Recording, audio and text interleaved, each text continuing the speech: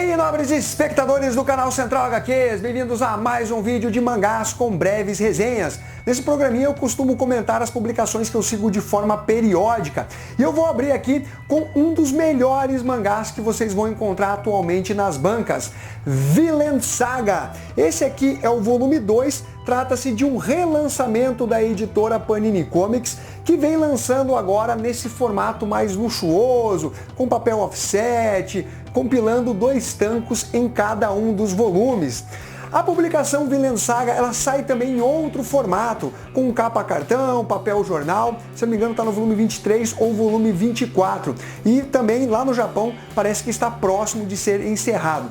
De qualquer forma, eu já resenhei o volume 1 dessa série e eu acho espetacular. O trabalho que o mangaka faz de pesquisa, de estratégias, colocando os vikings dentro de um contexto histórico que realmente aconteceu, envolvendo o reino britânico, o rei da Dinamarca, o país de Gales, é realmente muito bem feito. Tem umas passagens muito interessantes aqui, como por exemplo, os nórdicos chegando ali para os cristãos, né, da Inglaterra. O seu Deus, né, Jesus no caso, ele é tão forte quanto os nossos deuses. O Thor daria um pau aí, né, no Jesus, que é todo magricelo, é um cara que só fazia multiplicações de pães e tal. Ele brinca com esse contexto, mas não de uma forma desrespeitosa, faz todo o sentido dentro da obra. Sem falar que nós teremos a presença de um dos personagens mais carismáticos e divertidos da série, que é o Thorkel, um brutamontes que simplesmente é um dos maiores guerreiros vikings. E aí quando o Thorfinn, que é o nosso protagonista, vai enfrentá-lo, realmente você tem uma luta épica com várias reviravoltas. Temos também o Askeladd, que é o líder ali do bando que o Thorfinn pertence, que acabou envolvendo o pai dele, que é o Thors, então ele está nessa busca de vingança. E o Askeladd é um cara com muito tato, um cara muito inteligente, todo estrategista. Além disso, o Yukimura, ele consegue construir uma história mostrando toda a frieza do próprio protagonista, o Thorfinn, que mesmo acolhido por uma família, ele acaba, no final das contas, dando meio que de ombros, até tentou ali, né, falar para fugir e tal. Então essa construção dos personagens é algo realmente muito chamativo dentro dessa série. Você acaba se afeiçoando, se importando com esses personagens e esperando o próximo passo deles. Realmente, galera, nós temos aqui um trabalho sensacional, com uma arte também que faz jus ao roteiro. Cenas épicas de ação, muitas mortes, é um mangá bem violento, com violência sexual inclusive, só que tudo devidamente contextualizado dentro dessa obra, mostrando o choque cultural entre os cristãos, né, e os vikings. Realmente, galera, é um quadrinho que eu não vou me cansar de indicar para vocês. Vinland Saga, sem dúvida, é um dos melhores mangás que você vai encontrar em bancas na atualidade. Golden Kamuy, volume 6, publicação da editora Panini Comics, mais um ótimo volume. Eu gostei demais da primeira parte da história, quando o imortal, né, junto da Shirpa e daquele cara que consegue escapar de todas as armadilhas, ele é um escapista. Eles vão parar num hotel que foi todo reconfigurado, tem passagens secretas, e a gerente desse hotel, eu não vou falar para não estragar a surpresa, mas a princípio, olhando, é uma mulher muito bela, chamativa, que exala uma sensualidade e engana ali os fregueses para cometer alguns atos meio bizarros. E toda a construção dessa primeira parte é muito interessante, tem alguns tons de humor, e você fica ali também naquela expectativa do que eles vão fazer para sair daquela situação, sem falar da participação de um cara que é um ogro, ele é um judoca muito forte. Depois a série volta mais para o normal dela, que seria aquela caça ao tesouro, né? Onde os detentos que têm as tatuagens nas costas e várias coisas acontecem dentro desse volume aqui, com alguns outros personagens que são inseridos dentro da trama, ganhando mais destaque no desenvolvimento de toda a história. Uma publicação, galera, que eu acho muito legal, apesar desse volume não ter aquela explicação sobre a cultura, né, dos índios japoneses ou índios russos, você pode definir os dois da mesma forma. Ele traz uma história bem dinâmica, bem gostosa, é um mangá que eu gosto de acompanhar. Fica a dica para vocês de Golden Kamuy, que como vocês viram, conta com uma arte também bem bacana. Jagan Volume 5, publicação da editora Panini Comics, e nessa edição eu acredito que os leitores vão se sentir vingados, né? Porque tinha as ações de um determinado personagem que era um sucumbido, o Robahata, que basicamente ele tem uma língua que acaba envenenando as mulheres no sentido delas ficarem apaixonadas sexualmente por ele. E aí, meus amigos, ele obviamente abusava dessas garotas. E aqui ele vai fazer isso com uma jovem idol, né? Que é basicamente a garota pop que pertence ao grupo de super-heróis desse universo aqui de Jagan. Ele acaba seduzindo ela, mas as coisas não saem exatamente da forma que ele previa.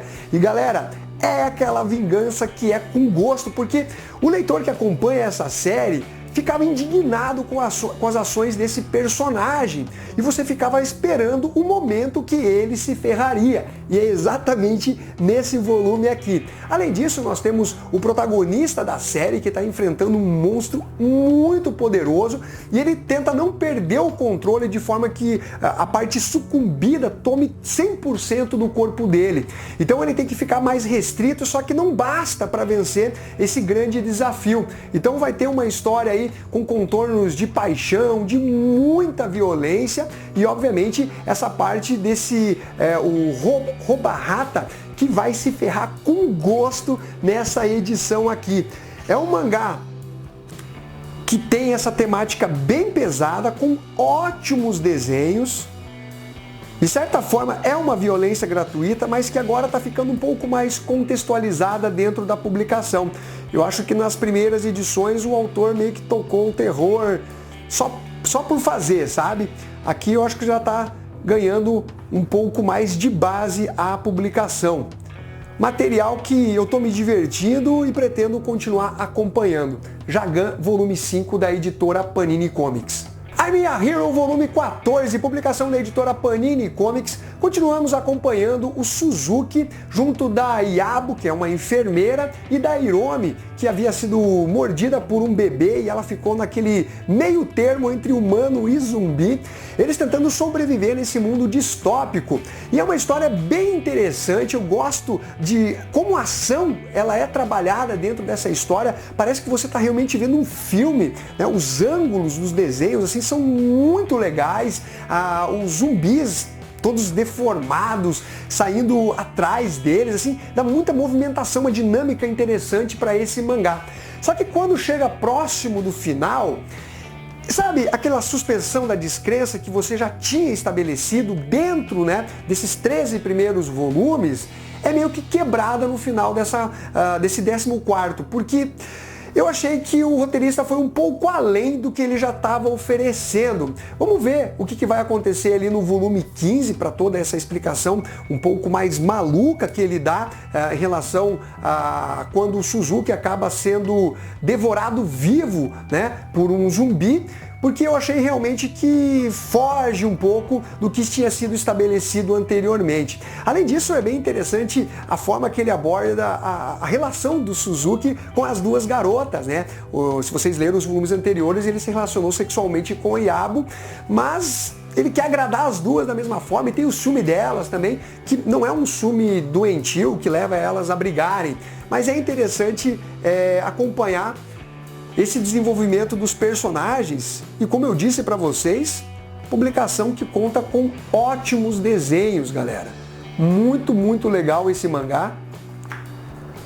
Apesar de, como já disse em outras breves resenhas que eu faço dessa publicação, o pessoal já me alertou que o final é bem broxante e deixa a desejar. Vamos para o volume final agora. Hokuto no Ken, volume 6, publicação da editora JBC. E esse volume aqui, galera, eu gostei bastante. Nós temos o Kenshiro enfrentando o seu irmão, o Rao. basicamente eles são muito nivelados em poder. Ao contrário dos volumes anteriores, ainda que o Kenshiro enfrentasse grandes dificuldades, nós estamos aqui falando de algo que realmente mostra um empate entre os dois personagens e como que vai resolver essa situação. Temos a participação do Rei, né, que também é um dos irmãos e que está auxiliando o Kenshiro contra o Hao. Então tem uma construção de história um pouco diferente do que vinha acontecendo. Mas assim como JoJo's Bizarre Adventure, a trama ela segue por um caminho um pouco previsível, ainda que com algumas modificações em relação aos volumes anteriores de cada uma das séries. Então você tem o Kenshiro enfrentando alguém muito poderoso, depois ele vai enfrentar alguém ainda mais poderoso. O Rei, ele acabou sendo lutando contra o Hao, né, que é o irmão maligno, aí foi atingido naqueles pontos de pressão e ele tem 3 dias de vida apenas. Então é uma história que acaba divertindo, mas com o tempo talvez isso vai se desgastando, porque ela não foge exatamente desse mesmo tipo de plot a cada volume. Ainda que tenha, obviamente, aquelas modificações, um relacionamento com uma outra personagem que acaba aparecendo dentro da série, ou outro personagem, a trama básica, ela é basicamente a mesma em relação aos volumes anteriores. Os desenhos são muito bons, é uma série muito violenta, mas que eu particularmente gosto. Aliás, quando tem essas páginas coloridas ou quase que monocromáticas, eu gosto bastante, dá um destaque legal. É uma série que, até o momento, pelo menos, eu venho me divertindo. Mas assim como JoJo's Bizarre, pode se tornar um pouco cansativa para mim ao longo do tempo. De qualquer forma, é isso daí, galera. Espero que vocês tenham curtido esse vídeo. Não esqueça de dar o seu like, compartilhar e ficamos até a próxima. Fui!